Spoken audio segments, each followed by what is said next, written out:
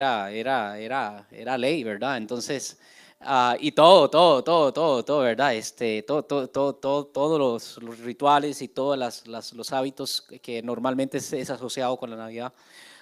Y Dios nos unió y nos amamos. ¿Cuánto dicen amén, Señor? Eso es importante porque a veces permitimos que esas pequeñas diferencias nos dividan. Y ya, yo y mi esposa, 15 años y todavía nos amamos. A pesar de que, como digo, quizás en ese punto no nos mirábamos, nos amamos, nos criamos.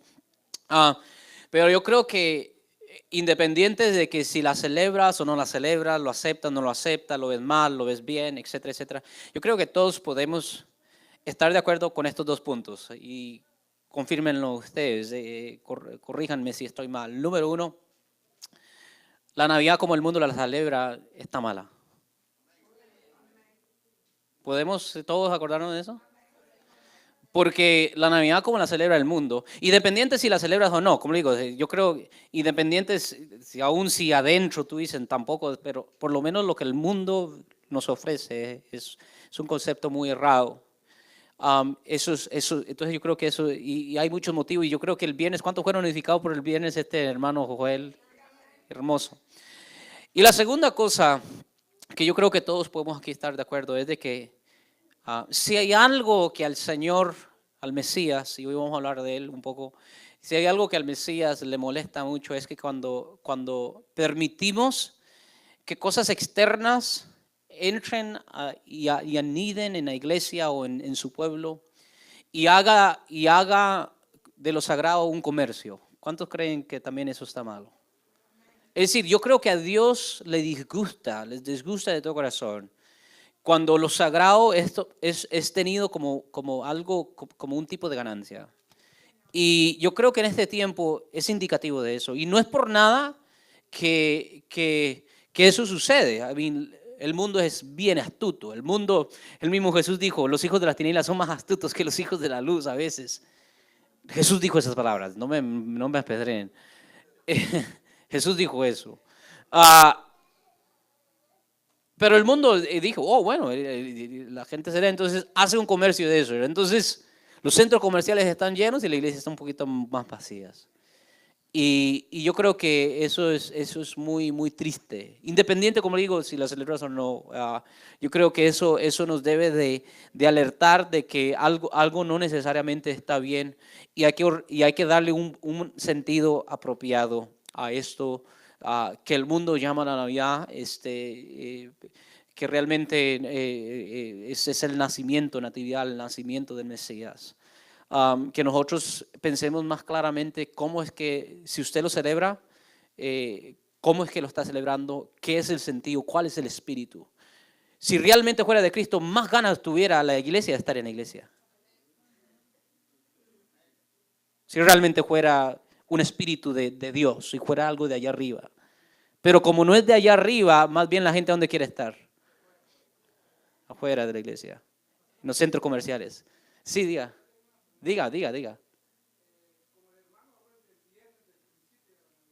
Ajá, ajá. Sí, claro. Diga. Evangélica, católico. Sí, claro, claro, claro, Mateo 26, 20, sí. Ujú. Claro, claro,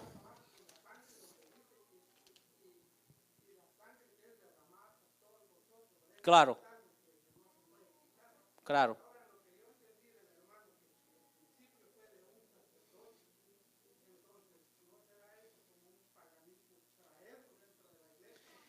Sí, sí. Una pregunta, y es una buena pregunta, y me estás haciendo una pregunta que me va a poner en mal, ya sea con la mitad o la otra mitad. Personalmente, si ese es el argumento que usamos para dejar de celebrar cosas, entonces necesitamos dejar de celebrar aniversarios, cumpleaños. ¿Cuántos aquí trabajan por el billete? ¿Cuántos aquí tienen un dólar? ¿Alguien me puede enseñar rápidamente un dólar? ¿Qué es lo que está detrás del dólar? Alguien enséñeme un billete, rápido. Morena, está cargada. Tiene que ser de uno. No, es que Morena solo 20 para arriba. Jairo, tiene que ser de uno, no me dé 100, ¿verdad? Porque si no me quedo con él. Quédate aquí porque si no se me olvida. ¿Qué ven aquí atrás? No lo pueden ver, aquí. Una pirámide. ¿Y arriba de la pirámide qué es? El ojo que todo lo ve. Eso es un símbolo masónico. Cuando el patrón te da esto, uy, es pagano, tome, uy, cuácala. ¿Cuántos hacen eso? No, cuando el patrón te da esos billetes con un símbolo masónico. Masones, masonería. Eso, ¿qué dice? ¿Qué dice? Lo de que dan cheque. Que me lo den cheque. Y por ese billete, con esos símbolos masónicos, que eso no es subliminal, eso es explícito, eso está ahí. Ahí no hay que hacer un rodeo para ver, ¿será que es pagano? No, es pagano. Pero aún así, sabemos nosotros los cristianos que cuando nosotros usamos el dinero, nuestras manos lo santifican. Nuestras manos nos santifican. Y ojalá que eso ya te dé un poquito de entendido. La circuncisión, la circuncisión viene a ser la señal del pacto con Dios y el pueblo israelita, ¿sí o no? ¿Saben cuál fue el primer pueblo que practicaba la circuncisión? Los egipcios. Y los egipcios son un pueblo mucho más antiguo que el pueblo hebreo. ¿Me están entendiendo? Si usted estudia los hieroglyphics, ¿cómo se dice eso en español? ¿Qué es? ¿Cómo? Jeroglíficos, ay, un trabalenguas. Si usted estudia los jeroglíficos egipcios que datan a 2500 antes de Cristo, que eso es aproximadamente como 1000 años antes de Abraham, usted va a ver que la circuncisión era un rito religioso dentro de los egipcios. Y es precisamente eso que Dios le dice a Abraham, que va a ser la señal del pacto. Entonces, no estoy diciendo con esto, es que yo no quiero traer polémica, yo no estoy diciendo celebran o no celebra, cada quien con su conciencia, que la conciencia le dicte. Pablo habla en Romanos capítulo 14, todo lo que no procede de fe le es pecado al hombre. Entonces esté convencido en su corazón, si tú crees que el comer carne, acuérdese de cuál carne está hablando, la carne sacrificada a los ídolos. Si tú crees que comer carne que estaba sacrificada a los ídolos es malo, ¿qué es lo que debes hacer? Pero si no crees que eso es malo, porque tú cuando oras la santificas, es decir, a mí qué me importa lo que hicieron los hechiceros, los paganos. Yo sé que cuando están en mis manos, todo lo que toca a mis manos, como yo soy de Cristo, lo santifico. El sentido que le dan ellos a las cosas, y eso a mí que me importa, el sentido que le da el dinero, etc. Pero cuando toca a mis manos, yo lo santifico, y todo lo que toca a mis manos y todo lo que toca la planta de mi pie, yo lo santifico. Y tiene una nueva orientación, igual con los instrumentos, todos estos instrumentos. El rock nació en el mundo. Right? El rock nació en el mundo, pero sabemos que cuando nosotros tocamos rock aquí, que acabamos de contar, aunque un ejército, eso es rock. Lo santificamos. Entonces, cada quien esté convencido. Entonces, yo diría que eso quizás es un argumento que hay que tener mucho cuidado, porque si ese es el estándar por el cual vamos a dejar de hacer cosas, vamos a tener que dejar de hacer muchas cosas. Muchas cosas. Entonces tengamos mucho cuidado con ese argumento. Para mí yo creo que hay argumentos mejores que independientes si la celebres o no la niega. Yo creo que busquemos donde hay acuerdo.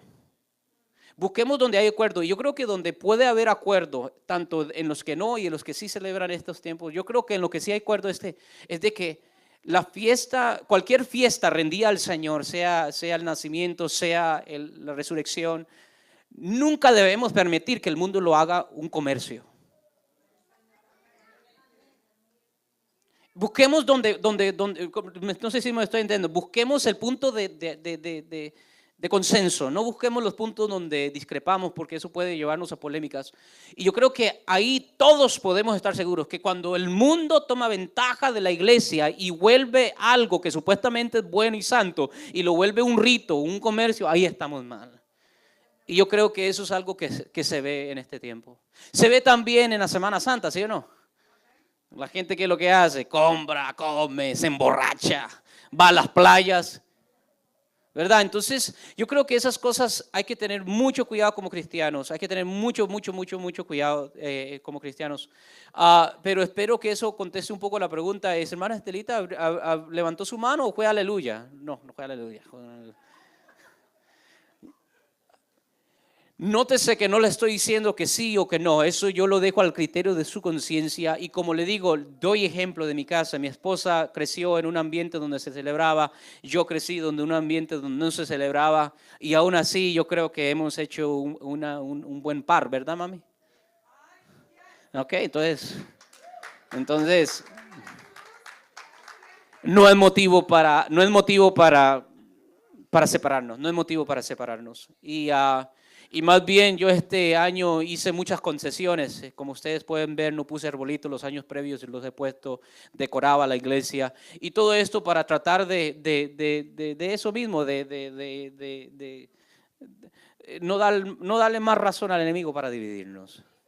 Esas cosas, esos son los mosquitos que no deberíamos preocuparnos. Colemos los camellos. Quisiera hablarles hoy acerca, y voy a hacer una pausa, obviamente estamos ahorita hablando del matrimonio, pero dejemos eso a un lado, de por sí yo creo que ahorita la gente está pensando en otras cosas. Yo quisiera hablar del Mesías, porque se está hablando mucho del Mesías, y qué linda, hermosa palabra que trajo el hermano Joel, el pastor Joel, este viernes que le dio. Yo estaba conmovido en mi corazón, yo casi lloraba porque esa es la idea. La idea no es regalos, la idea no es comida, la idea no es Santa Claus, la idea no es Rudolph, la idea es reconocer el significado del nacimiento de Jesús y qué eso representa, ¿verdad? Y cómo eso marcó, cómo eso partió la historia en dos. Aún los historiadores y los que estudian, cuando quieren datar algo en la cronología, cuando quieren datar algo en el tiempo histórico, ¿cuál es el punto de referencia? El nacimiento de Jesús. Antes y después de Cristo, el nacimiento de Jesús. Es decir, el nacimiento de Jesús es tan histórico que aún los ateos y los incrédulos tienen que hacer uso de él. Y qué hermoso y qué importante es eso. Y yo quisiera hoy hablar, ahora sí, yo creo que donde terminó el hermano Joel, voy a tomar ahí, donde la conclusión, de ahí yo voy a proseguir. Porque él habló de la primera fase, ¿verdad? Él habló de que en la primera fase vimos el primer advenimiento, y quiero clarificar esa palabra porque esa es una palabra que no se usa mucho en círculos evangélicos no reformados, en círculos pentecostales, y como si es una palabra que se usa en otras denominaciones, a veces pensamos advenimiento es una palabra católica. No es una palabra católica, es una palabra castellana que significa sencillamente la venida o la aparición. Advenimiento es una palabra castellana que habla de eso, de que hubo una venida. Entonces, cuando hablamos del primer advenimiento, cuando hablamos de la primera aparición del Mesías, vimos algo muy, muy distinto. Pero como le digo, yo creo que cuando realmente, si le queremos dar un buen sentido a lo que es el nacimiento de Jesús, yo creo que tenemos que no solo ver hacia atrás, porque hacia atrás el pesebre ya está vacío. ¿Sí o no? De nada sirve tener un pesebre ahí con el niño, porque ya no está ahí. El pesebre está vacío. ¿Dónde está Jesús ahorita? A la diestra del Padre. ¿Cuánto dice el Señor? Entonces, si queremos ver a Jesús, levante los ojos al cielo, ¿verdad? Levántelos, porque ahí es donde Él está.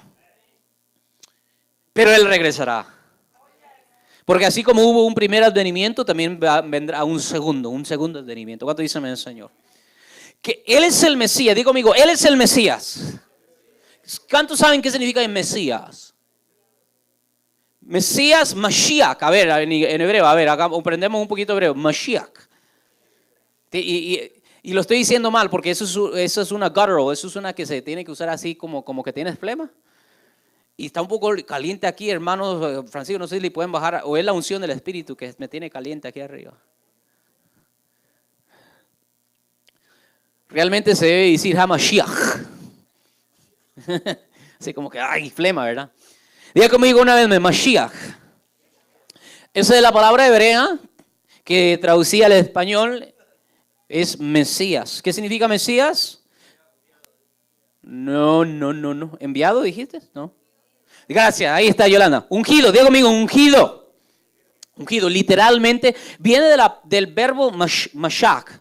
del verbo mashak. Mashak es ungir, y se usa en diferentes contextos. Por ejemplo, cuando una señora está lavando trastes, iba a usar la palabra dominicana, pero es palabra mala para los guatemaltecos.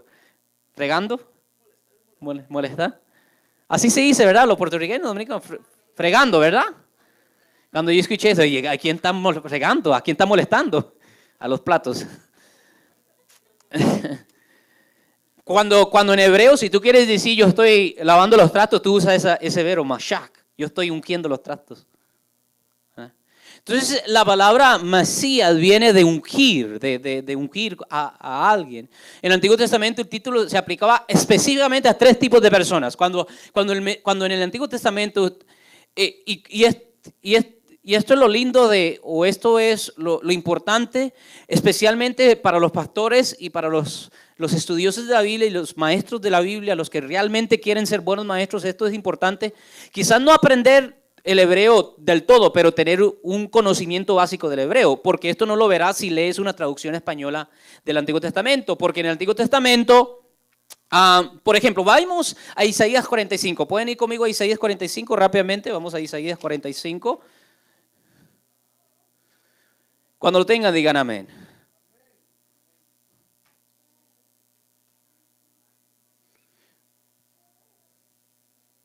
Isaías 45.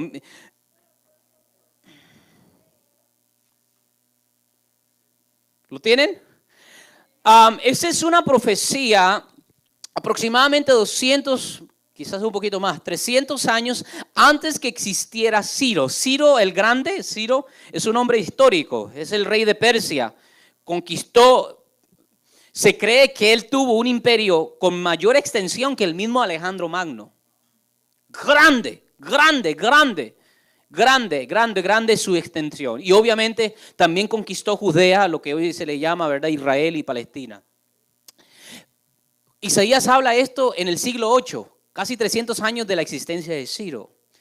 Pero Dios le revela al profeta Isaías de que Dios iba a usar al rey persa Ciro para permitir que los cautivos israelitas en Babilonia regresaran a Judea y reconstruyeran el templo. ¿Cuántos dicen amén? Y mire esto, dice, vamos a ver. Dice, leamos, así dice Jehová, ¿a su qué? A su ungido. Si tú lees hebreo, ahí no diría ungido, ¿qué diría? Mesías, Mashiach. Yeah. Es decir, Ciro es un tipo de Mesías. Ahora, ¿por qué? Y aquí es donde yo quiero traerles la atención. Hermanos, esto es la palabra que yo les voy a dar, quizás es un poco sustanciosa, pero ojalá edifique sus vidas como la ha edificado mía. En el Antiguo Testamento el término es un título, diga conmigo título, no es un nombre, es un título, ¿verdad? ¿Me están entendiendo la diferencia entre nombre y título, verdad? Por ejemplo, el nombre de Peter es Peter, ¿verdad? Pero su título es doctor. ¿Cuánto dice el Señor? ¿Amén? El nombre de la esposa aquí de Alfonso, ¿cuál es? Safira, pero su título es enfermera.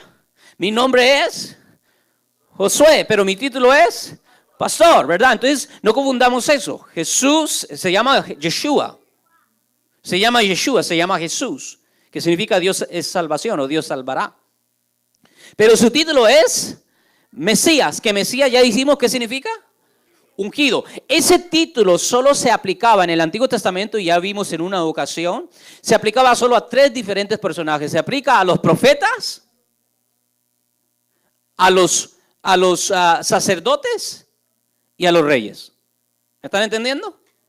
¿Y por qué se le explica, por qué este título ungido o Mesías, por qué se aplica a estos 3? Porque ellos antes de entrar a su oficio, ¿qué tenía que ocurrir? Tenían que ser ungidos. Entonces el profeta que ya estaba en vigencia, el profeta mayor, venía y ¿qué es lo que agarraba? Agarraba un cuerno un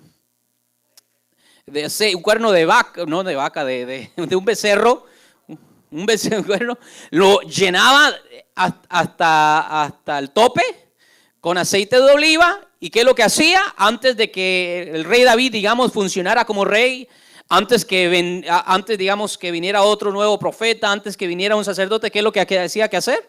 Había que ungirlo, derramarle el aceite enteramente, bañarlo en aceite. Y había también otros ritos, por ejemplo, había que ungir la oreja derecha, y hay un sinnúmero de cosas que se encuentran en el Levítico, en el libro de Deuteronomio. Pero esos son los tres tipos de personas que se consideraban mesías, tipos de mesías, o ungidos. No me malinterpreten, yo no estoy diciendo que hay muchos mesías, solo hay un mesías que salva al pueblo. ¿Cuánto dice el Señor? Pero yo quiero que usted entienda el contexto, usted entienda por qué es que Jesús se llama el Mesías. ¿Por qué se llama el Mesías? Porque cuando vemos el Antiguo Testamento vemos que ese título se aplicaba a ¿quiénes? Ya les dije que profetas, sacerdotes y ¿qué? Y rey. ¿Y qué nos deja saber esto? Nos deja saber la función y la actividad de Jesús, el verdadero Mesías. Nos está dejando saber un poquito de su identidad y su funcionamiento. Esto nos deja saber qué va a ser el Hamashiach, que el verdadero Mesías de Yahweh, de Dios. El Mesías que salvará al pueblo. ¿Cuánto dice amén al Señor? Será profeta, es decir, Jesús cumple esas tres funciones. Jesús es profeta, ¿por qué? Porque Él, como habla con el Padre, puede predecir el futuro. ¿Cuánto dicen amén? Él es profeta. Él es un profeta. Él habla y Él dice, y lo que dice se cumple. Y Moisés, en capítulo 18 del libro de Deuteronomio, nos dijo que este es el examen de un profeta. Él dice, se levantarán muchos profetas, muchos falsos profetas. ¿Y qué dice? Si ellos dicen que algo se va a cumplir y no se cumple, ¿qué es lo que dice? No lo teman. Ténganlo como un charlatán. Y hoy en día muchas de esas personas que consideramos profetas han dicho varias cosas y no se ha sucedido, ¿verdad? Y porque una sí le atinó, ahí ya la gente dice, es profeta. No, un profeta si dice A. Bebe, ¿están entendiendo? Y Jesús es un profeta. Tiene esa unción profética. Él lo que dice, lo que predice se cumple. Cuando dicen el Señor, Él es sacerdote. Claro, Él es sumo sacerdote y lo vamos a ver ahorita. Él es sacerdote. ¿Y qué es un sacerdote? Es un intermediario. Es un mediador. El sacerdote en el Antiguo Testamento es el único que podía entrar al Holy of Holies, el lugar santísimo, ¿verdad? Y una vez al año en Yom Kippur, que pedí perdón por los pecados de él y el pecado de toda la nación y expiar los pecados del todo pueblo, de todo el pueblo. Ese es Jesús, Hamashiach. ¿Cuánto dicen el Señor? Es decir, él tiene una palabra profética, que todo lo que él dice se cumple, pero también él es sumo sacerdote, porque él, ¿qué es lo que hace? Él reconcilia a Dios con el hombre. ¿Cuánto dice amén? Pero, diga conmigo, pero aquí está el segundo advenimiento, porque cuando Él vino en el primer advenimiento, vimos al Jesús profeta. Cuando vino la primera vez, en su primer advenimiento, vimos a un Jesús profeta. ¿Quieren ver ese Jesús profeta? ¿Lo quieren ver? Vayan conmigo al libro de Lucas 19. Hagan en su vida, hermano, vamos, desempolve esa espada, porque algunos ya ni está afilada. Sáquele filo. Lucas 19, ¿quieren ver al Yeshua profeta, al Mesías profeta? Vamos a ir a Lucas capítulo 19 y vamos a leer versículos, vamos a ver, yo les digo ahorita. Versículo 43, cuando tengan digan amén, 19:43. Miren lo que Jesús dice. Jesús dice esto aproximadamente, si hay que fecharlo, si hay que darle una fecha, aproximadamente como en el año 30 al 34 después de Cristo, después de él. Como en ese tiempo, en la década 3, ¿verdad? Jesús dice esto, miren lo que dice, versículo 43. Porque vendrán días sobre ti, y le está hablando al pueblo de Jerusalén. Vendrán días sobre ti cuando tus enemigos te rodearán con vallado y te sitiarán y por todas partes ¿qué? Te estrecharán y te derribarán a tierra y a tus hijos dentro de ti y no dejarán en ti ¿qué? Piedra sobre piedra por cuanto no conociste el tiempo de tu. ¿Y de qué se está refiriendo a esa visitación? El primer advenimiento. El primer advenimiento, que cuando Jesús, el Mesías, vino, a lo suyo vino ¿y qué? Los suyos no le echarán. A ver, ahora, eso está fríamente calculado. Porque en ese rechazo, Entonces, ¿a quién le cayó el Mesías? Al pueblo gentil, a los latinos, ahí estaban latinos. Los chapines dijeron, judíos, no quieren el Mesías, démenlo. ¿No te dice él? Rebotó. Y un olivo silvestre que no era natural, ¿fue qué? Injertado. Y ahora los que no éramos familia, ahora somos ¿qué? Herederos, coherederos de la gracia, cuando dice el Señor. Somos hijos de Abraham. Todo eso estaba fríamente calculado, pero ellos no sabían. En su primer advenimiento, Él vino a los suyos no le rechazaron. Entonces, el Jesús profeta dice, por cuanto no reconociste la visitación, no quedará piedra sobre piedra. Ahora, ellos dicen, ¿se acuerdan que en ese tiempo tenían un gran templo? Era una de las maravillas de ese mundo entonces. El rey Herodes, que era un emisario, era un delegado del Imperio Romano. El rey Herodes, él y su familia eran una familia sumamente rica. Y él construye este templo, este hermoso templo. Y los griegos, los sirofenicios, los persas, de todo el mundo viajaban para ver esa maravilla. Porque era un templo hermoso y estaba forrado de oro. ¿Se acuerdan cuando los mismos discípulos le dijeron al maestro, mira a Jesús? ¿Se acuerdan cuando le dijeron? Mira qué hermoso templo. ¿Y qué es lo que dice el profeta? Jesús el profeta, porque es Mesías y eso es una parte de la función. ¿Qué es lo que dice? No quedará piedra sobre piedra. Esa misma generación, y si usted lee más adelante y dice, no pasará esta generación que hasta no vean estas cosas. Esa misma generación, él lo dice como en 33 después. Y 30 años después, en el año 70, viene el general Tito. ¿Y qué es lo que hace con Jerusalén? La sitia, destruye su muro, destruye su ciudad y destruye ¿qué? El templo. Lo destruye completamente. Nada quedó. Y hasta el día de hoy lo único que hay ahí es una mezquita. Casi como insulto sobre insult over injury. Es ponerle sal a la herida.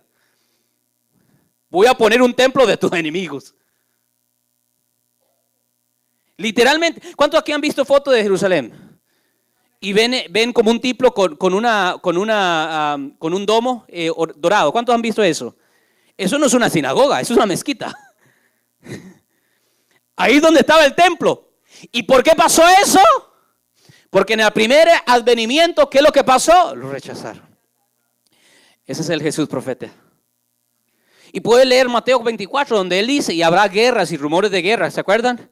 Y habla un sinnúmero de cosas que las estamos viendo y las hemos estado viendo. Él es el Jesús profeta. Entonces, ¿vieron eso? ¿Cuánto dicen amén al Señor? ¿Vieron eso? Pero la segunda cosa es, como les dije, es que también Él es un sacerdote o un sumo sacerdote, ¿sí o no? El sacerdote es importante porque el sacerdote era, como le digo, el mediador entre el pueblo y Dios. Jesús cumple eso. Y aquí es donde el pueblo de Israel no pudo entender. Porque tristemente, de estos tres oficios de un Mashiach, de un ungido, un ungido puede ser o profeta, o qué más, o sacerdote o rey. Acuérdense, en el Antiguo Testamento un ungido es profeta, fue ungido como profeta, o puede ser sacerdote, fue ungido como sacerdote, o puede ser rey, fue ungido como rey. El pueblo de Israel estaba esperando un Mashiach como ¿qué? Como rey. Leamos ahí mismo el libro de Lucas. Vaya conmigo a Lucas, versículo 29, brínquese para arriba. 29. Dicho esto, iba adelante subiendo a Jerusalén y aconteció que llegando cerca de Betfagé y de Betania, al monte que se llama de los Olivos, envió dos de sus discípulos diciendo, id a la aldea de enfrente y al entrar en ella hallaréis un pollino atado en el cual ningún hombre ha montado jamás, desatadlo y traedlo. Y si alguien os preguntare por qué lo desatáis, le responderéis así, porque el Señor lo necesita. Fueron los que habían sido enviados y hallaron como les dijo, y cuando desataban el pollino, sus dueños les dijeron, ¿por qué desatáis el pollino? Ellos dijeron, porque el Señor lo necesita. ¿Y lo trajeron a quién? Al Mesías. Y habiendo echado sus mantos sobre el pollino, subieron a Jesús encima. Y a su paso tendían sus mantos por él. Entonces él entra a Jerusalén sobre un asno. Y aquí dice pollino. Eso es una profecía que se encuentra en Zacarías 8. Zacarías 8. Esto se encuentra en Zacarías 8.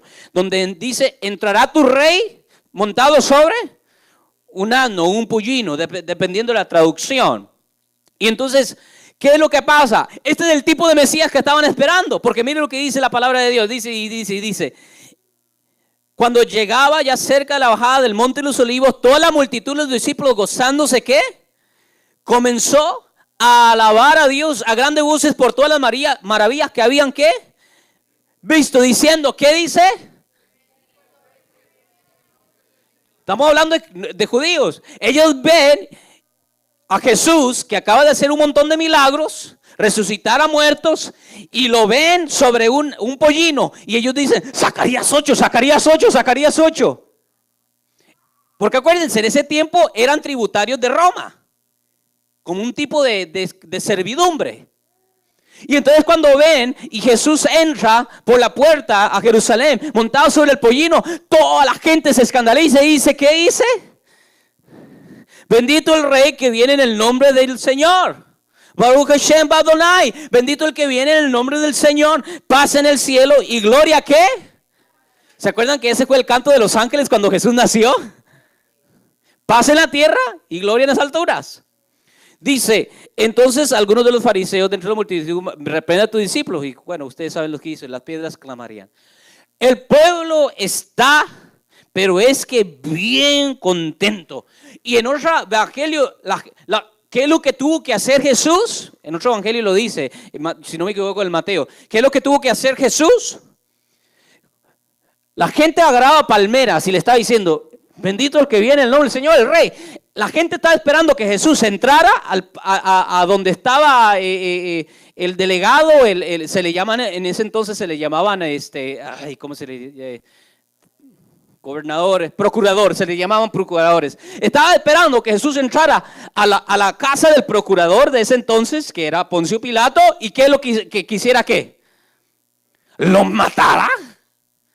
Matar a los centuriones romanos y hacer qué con el pueblo israelita. Librarlo. Y sacar fuera a los romanos. Y por fin entregarle la tierra a los judíos. ¿Y qué es lo que hace Jesús? Se retrae. Porque en su primer advenimiento Él vino para cumplir su oficio como profeta. ¿Y como qué? Sumo sacerdote. Y todos los ojos del pueblo israelita, incluyendo los de los discípulos, los apóstoles, no entendían esto. Por eso es que dice la palabra, y no tenemos tiempo para ahondar en esto, pero Jesús varias veces le dijo a sus discípulos, es necesario que el Hijo del Hombre, ¿qué? Sea entregado en manos de gentiles y hagan con él lo que le dan la gana y lo crucifiquen. ¿Y se acuerdan cuál era la reacción de los discípulos? ¿No se acuerdan cuál era la reacción de los discípulos? Ahí mismo en Lucas 18, ve conmigo a Lucas 18, versículo 31. Dile al que está a tu lado, ánimo, ánimo, ánimo. No se me distraigan, esto es palabra gruesa, como dicen, ¿verdad? Es otra palabra gruesa y es importante entenderlo. Y yo creo que solo el Espíritu lo hace. Ve conmigo a Lucas 18, vamos a ver, versículo 31. ¿Lo tienen? Tomando Jesús a los 12 les dijo, estoy leyendo el versículo 31 del libro de Lucas 18. Tomando Jesús a los 12 les dijo, he aquí subimos a Jerusalén y se cumplirán todas las cosas escritas por los profetas acerca del Hijo del Hombre. Que iba a entrar sobre un asno, etcétera, etcétera. Pues será entregado a los gentiles y será escarnecido y afrentado y ¿qué? Y después que le hayan azotado le matarán, mas al tercer día resucitará. Mire la reacción de estos discípulos que son ¿qué? Judíos. Que fue la misma reacción de los judíos. Y hasta el día de hoy la mayoría de los judíos no reciben a Jesús como el Mesías. ¿Por qué? Porque esto no entienden. Mire lo que pasó. Pero ellos nada comprendieron de estas cosas. Porque para él el Mashiach o el Mesías judío tiene que venir y cumplir su rol como ¿qué? Como rey. ¿Qué es eso que te van a matar? ¿Se acuerdan cuando Jesús le dijo, me van a matar? ¿Y qué es lo que le dijo Pedro? Lo agarró a la esquina y le dijo, Jesús, mira, no te dejes. ¿Se acuerdan cuando Pedro le hizo eso? Que nunca tal te acontezca. ¿Y qué es lo que dice Jesús? Apártate de mí, diablo. Es decir, los judíos no entendían esta dimensión del Mesías. Lo miraban solo como rey. Y por eso es que cada vez que Jesús hacía cosas milagrosas, o cuando echó fuera a los cambistas, dijeron, aquí se va a coronar, aquí se va a declarar rey y va a restaurar el reino. ¿Y qué es lo que Jesús hacía? Se retraía. Porque Jesús sabía que su primer advenimiento vino a cumplir su rol como profeta y como sumo sacerdote, como mediador. ¿Para qué? Para que las escrituras se cumplieran. ¿Cuánto dicen el Señor? ¿Y cuál escritura es esa? ¿Cuál es esa escritura? No le digan esto a los judíos. ¿Cuál es esa escritura que aún en la sinagoga no se permite leer esta escritura? Lo están diciendo bien. ¿Isaías qué? No. Isaías 53. ¿Podemos leer ese capítulo? Vamos. Isaías 50. Y no comienza en 53, comienza en el 52. Comenzamos en el libro de Isaías. Isaías 52. Isaías 52. Y porque acuérdense que estas divisiones de capítulos y versículos fue un invento mucho más después. La verdadera sección del siervo sufriente, que así se le llama, el siervo sufriente de Dios, comienza en el Isaías 52, versículo 13. ¿Lo tienen? 52, 13. Mire lo que dice el mismo profeta. ¿Se acuerdan cuando Joel nos predicó el viernes sobre Isaías? ¿Se acuerdan cuál capítulo estaba usando? El 9. ¿Qué es lo que dice el 9? ¿Verdad? Que van a ser y su nombre va a ser ¿qué?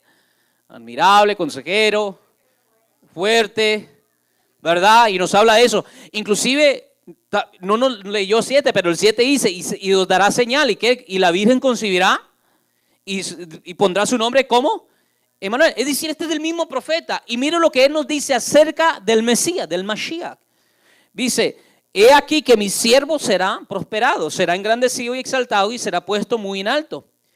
¿Cómo se asombraron de ti muchos? De tal manera fue desfigurado de los hombres ¿fue qué? Desfigurado. No, espérate, este no suena como un rey. Y si es un rey derrotado. Dice, y su hermosura más que la de los hijos de los hombres. Y así asombrará él a muchas naciones. Los reyes cerrarán ante él la boca porque verán lo que nunca les fue contado y entenderán lo que nunca habían. ¿Se acuerdan cuál fue la reacción de los discípulos cuando Jesús le dijo, tiene que ser crucificado el Hijo del Hombre? No entendían. Sigamos leyendo, 53. ¿Quién ha creído a nuestro anuncio? ¿Y sobre quién se ha manifestado el brazo de Jehová? Es decir, es una cosa perpleja, es una cosa que nadie se estaba esperando. Los judíos estaban esperando que cuando el Mesías viniera, ¿qué iba a hacer el Mesías? Restaurar el reino. Si alguien iba a ser desfigurado, iban a ser los romanos. Pero no, él fue el desfigurado, él fue el crucificado. ¿Por qué? Porque ahí está cumpliendo su rol como sumo sacerdote. Porque ¿qué es lo que hace el sumo sacerdote? Leamos en adelante. Subirá cual renuevo delante de él y como raíz de tierra seca. No hay parecer en él ni hermosura. Le veremos más inatractivo para que le decíamos, despreciado y desechado entre los hombres, varón de dolores, experimentado en quebranto y como que escondimos de él el rostro. Fue menospreciado y no lo estimamos. Ciertamente llevó él ¿qué? Nuestras enfermedades y sufrió nuestros, y nosotros le tuvimos por azotado, por herido de Dios y abatido. ¿Por qué? Porque el castigo merecido de nosotros cayó sobre ¿quién? Sobre él. ¿Y qué estaba haciendo ahí? Mashiach, que estaba cumpliendo su rol como sumo sacerdote. Sigue diciendo, vamos a ver, mas él fue herido por nuestras rebeliones, molido por nuestros pecados. El castigo de nuestra paz fue sobre él y por sus llagas fuimos nosotros ¿qué? ¿Y curados de qué? Curados no del Alzheimer, curados no del cáncer, curados no de eso, aunque Dios lo puede hacer cuando dice amén al Señor. Dios no puede curar de cualquier enfermedad, pero no está hablando de esa enfermedad. Está hablando de la enfermedad de todas las enfermedades que nos derriba, que nos azota y que nos mata lentamente y nos destina al infierno. ¿Qué es eso? El pecado, la mancha del pecado. ¿Cuántos me están escuchando? ¿Cuántos aquí afuera de Cristo son pecadores? A ver, levánteme la mano los que fuera de Cristo son pecadores. Hay algunos que no. Bueno, gloria a Dios. Y digo fuera de Cristo porque en Cristo ya no eres pecador. Y eso es otra cosa que tenemos que cambiar en nuestro vocabulario. Lo he estado escuchando mucho. Yo soy un pecador, yo soy aquello y todo. ¡Usted es santo! Usted es santo. No, pero créalo. Yo, pastor, es que yo todavía a veces miento. Porque Dios se está santificando. Pero cuando Pablo escribía a los pecadores en Roma, a los pecadores en Corinto, así comenzaba las cartas él. A los pecadores en Éfeso, ¿cómo es que las comenzaba? A los santos en Roma, a los santos en Corinto, a los santos en Tesalónica. ¿Cuántos me están entendiendo lo que le estoy diciendo? Fuera de Cristo. Eres una bestia. Eres feo. Lo peor de ti se manifiesta. Lo peor. Tus peores instintos, tus peores impulsos. Lo carnal, lo del mundo, la tierra. El barro se manifiesta en ti fuera de Cristo. Pero en Cristo somos vasijas nuevas. ¿Cuánto dice el Señor? En Cristo, hermano, la gloria de Dios es depositada en estos odres de barro y la gloria se la lleva a Dios. ¿Cuánto dicen amén el Señor? Gracias. Y eso fue lo que hizo el sumo sacerdote. No tenemos más tiempo. Yo no quiero abusar mucho, pero lea Hebreos 8 en su casa, porque Hebreos 8 da el mejor desglose de lo que Jesús hizo y qué es lo que Jesús dijo. Básicamente, Hebreos, toda la carta de Hebreos, que es una bella carta, y se llama Hebreos porque fue precisamente escrita para hebreos, para judíos. ¿Por qué? Porque para judíos ellos no entendían cómo es posible que el Mesías, en vez de venir a restaurar el reino de Israel, muriera. No entendían.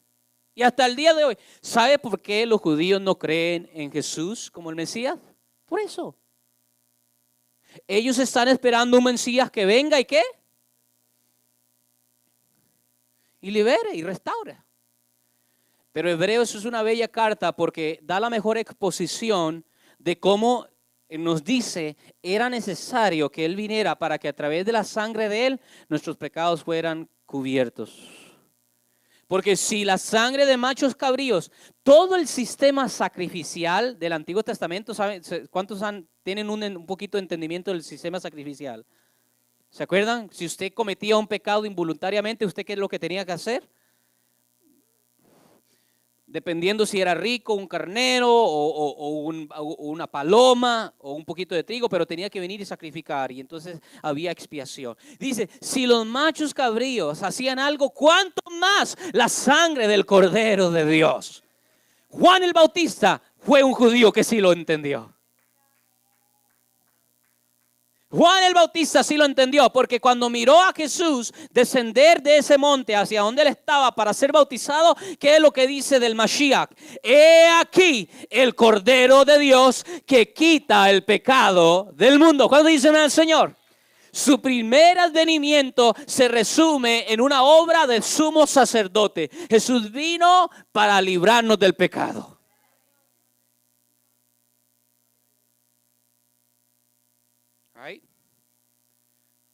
Porque donde hay pecado, tiene que haber sangre, tiene que haber derramamiento de sangre para expiarlo. Y hay una línea teológica, pero ahí está. Y por eso es que no lo aceptaron. Pero hermanos, ese fue su primer advenimiento. Pero el segundo advenimiento, ¿cómo va a volver? ¿Cómo va a volver? No solo como cualquier rey. Capítulo 7, ya estamos por terminar. 7, Daniel 7 del libro de Daniel. Daniel 7, versículos 13 y 14. Vamos rápido. Les voy a dar varias escrituras. Entonces, listo, vamos a jugar esgrima, pero todo ganamos. Daniel 7, versículos 13 y 14. Cuando lo tengan, digan amén. Dice así de la siguiente manera. Miraba yo en la visión de la noche y aquí con las nubes del cielo venía uno como ¿qué? ¿Como qué? ¿Quién usaba ese título? Jesús. Él mismo se refería más de 53 veces, si no me equivoco, puede ser 53 veces, pero más de 50 veces Jesús se refirió a sí mismo, el Hijo del Hombre. El Hijo del Hombre. Y esto tiene connotaciones, tiene alusiones y profundas, cosas profundas, pero no entremos a eso. Pero mire, Daniel lo ve y dice, y vino uno como hijo de hombre. Ahora no dice vino hijo de hombre, vino como uno como hijo de hombre. Dice que vino hasta el anciano de días. ¿Quién es el anciano de días? Dios, el eterno, Padre. Y le hicieron acercarse delante de él. Versículo 14 dice, y le fue dado ¿qué? Dominio, gloria, reino, para que todos los pueblos, naciones y lengua le sirvieran. Su dominio es dominio ¿qué? Eterno, que nunca, y su reino uno que no será. ¿De quién está hablando? De Jesús. Su segundo advenimiento, que el mismo Jesús, profeta, lo predijo. Vaya conmigo a Mateo de vuelta, Mateo capítulo 24, Mateo 24, Mateo 24. Mateo 24, versículos 29 y versículos hasta el 32. Mateo 24, 29 al 32. ¿Lo tienen? Si usted tiene un título, inmediatamente antes del 29 dice la venida del Hijo del Hombre. Mire, dice, e inmediatamente después de la tribulación de aquellos días, el sol se oscurecerá y la luna no dará su resplandor y las estrellas caerán del cielo y las potencias de los cielos serán conmovidas. Entonces, diga conmigo, entonces aparecerá la señal del Hijo del Hombre. ¿A dónde? En el cielo, sobre las nubes. ¿Cuánto dice la verdad, Señor? Y entonces lamentarán todas las tribus de la tierra y verán al Hijo del Hombre viniendo sobre las nubes del cielo. ¿Con qué? Con poder y con gran, ya no como hijo de carpintero.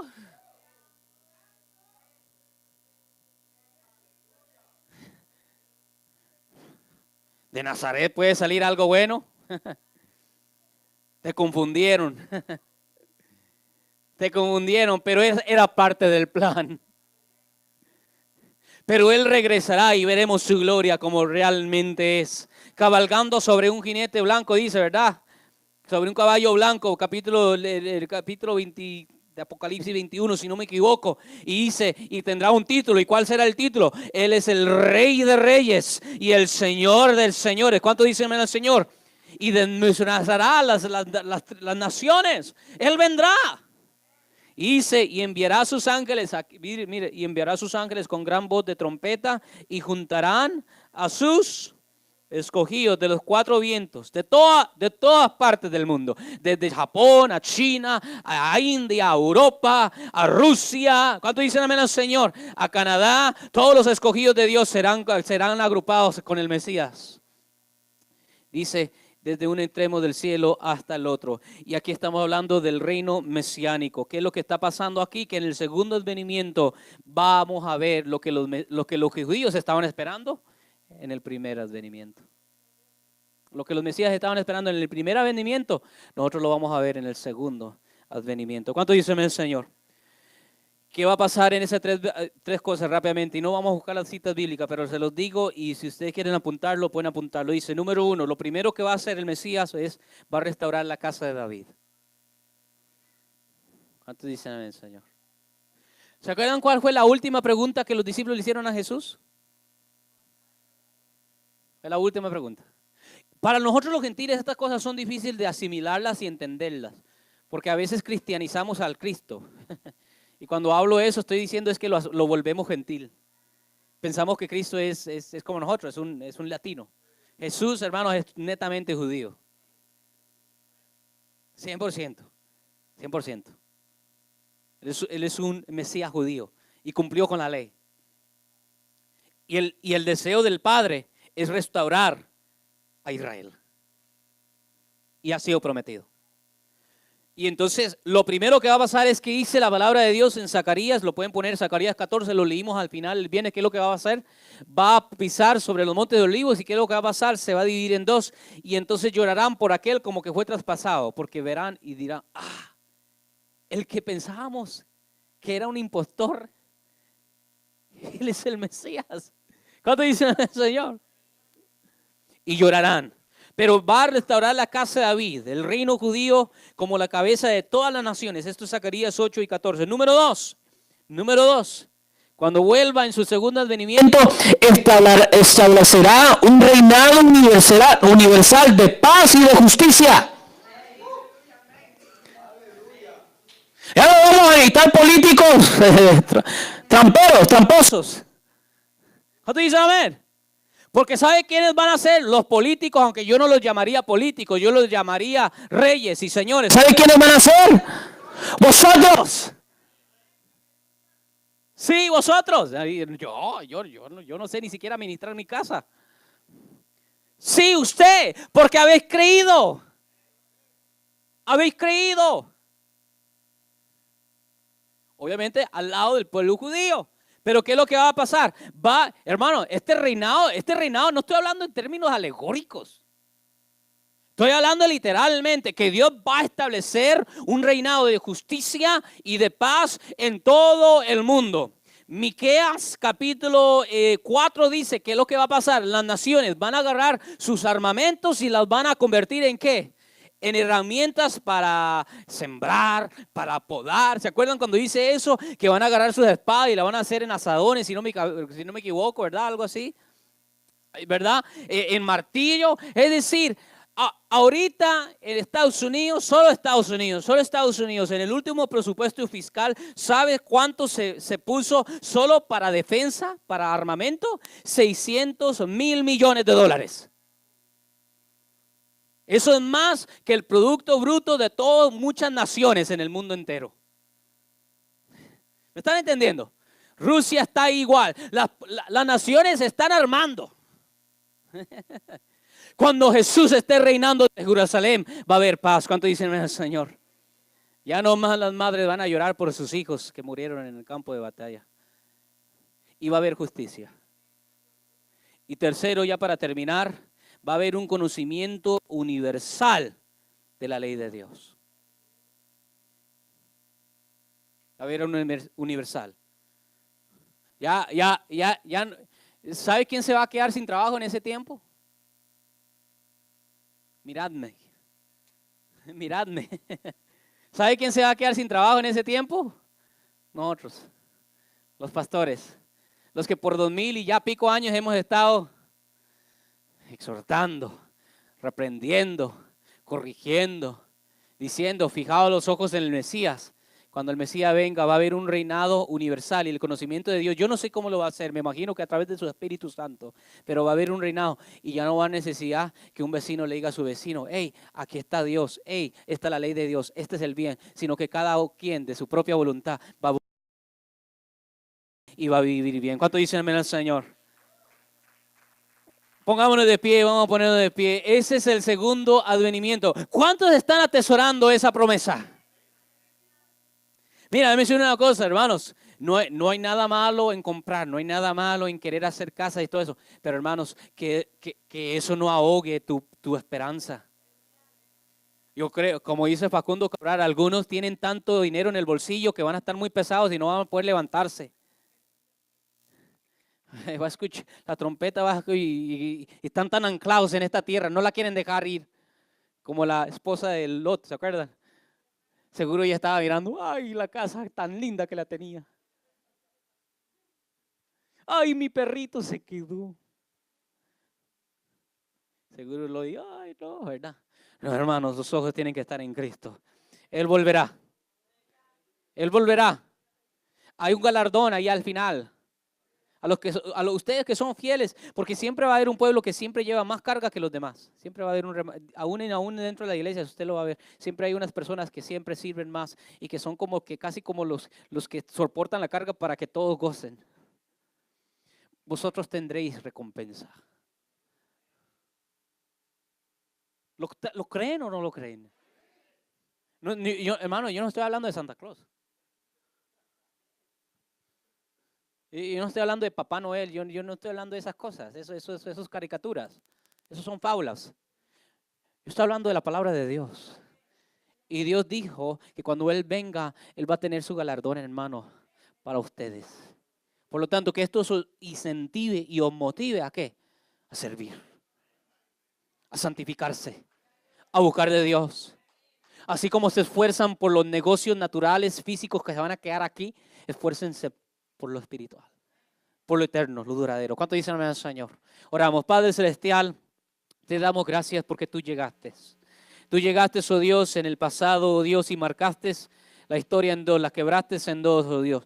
Tú hiciste algo increíble y maravilloso, y eso yo creo que aún el pueblo judío no lo entendía, no lo esperaba, y eso es de que tú quebraste esa puerta, esa pared intermediaria, y de los dos hiciste un solo pueblo. Como dice tu palabra en el libro de Gálatas, dice que ambos, de los judíos y de los gentiles, oh Dios, tú hiciste un solo pueblo. Y te damos gracias, oh Dios, por ese primer advenimiento. Pero, oh Señor, ahora te pedimos y gemimos con el Espíritu. Oramos en el Espíritu. Te pedimos y te rogamos, Señor, ya han pasado 2000 años. Ya han pasado casi 20 décadas, oh Señor. Estamos ya en el año 2017. Y yo sé que para ti 1000 años son como un día y un día como 1000 años. Entiendo eso, Señor. Lo escuchamos del bien. Pero, Señor, la iglesia está afligida por tu retorno. Tu iglesia, oh Señor, te ruega, vuelve ya. Han sido miles de cristianos que a través de estos últimos milenios han muerto esperando. Han dormido esperando por algo que no lo vieron con sus ojos. Pero, oh Señor, cuando esa trompeta suena, lo verán. Oh Señor, te pido, regresa, vuelve. Quita las cosas, oh Dios. Aligera las cosas que se tienen que dar, oh Dios. Aligera, oh Señor, todas las cosas que se tienen que dar, oh Dios, para que tú llegues, oh Padre Celestial. Tu iglesia te espera. Aquí está tu iglesia, oh Señor. Amamos lo que tú nos das ahorita. Te damos gracias por la salud, te damos gracias por la comida, te damos gracias por la casa, los carros, te damos gracias por todas estas buenas dádivas que tú nos das ahora. Pero, oh Señor, nuestra firme esperanza es en la redención, es en la resurrección de los santos. Vuelve pronto, oh Señor, y asienta tu trono, oh Dios. Domina el mundo, domina las naciones, oh Dios. Que tu gloria cubra, oh Dios, la tierra como la mar, oh Señor, como el agua cubre el mar. Te pedimos, oh Señor, vuelve. Te damos gracias, oh Señor. Y Señor, en este tiempo, haznos marcar la diferencia. Que seamos luz en medio de las tinieblas. Que seamos esos luminares que alumbramos la verdadera luz de Cristo. No la falsa luz que el mundo nos enseña de un falso Cristo, no, que nosotros alumbremos, oh Señor, la verdadera luz que está en ti, que está en tu palabra. Te lo pedimos en el nombre de Jesús, y el pueblo de Dios dice, amén.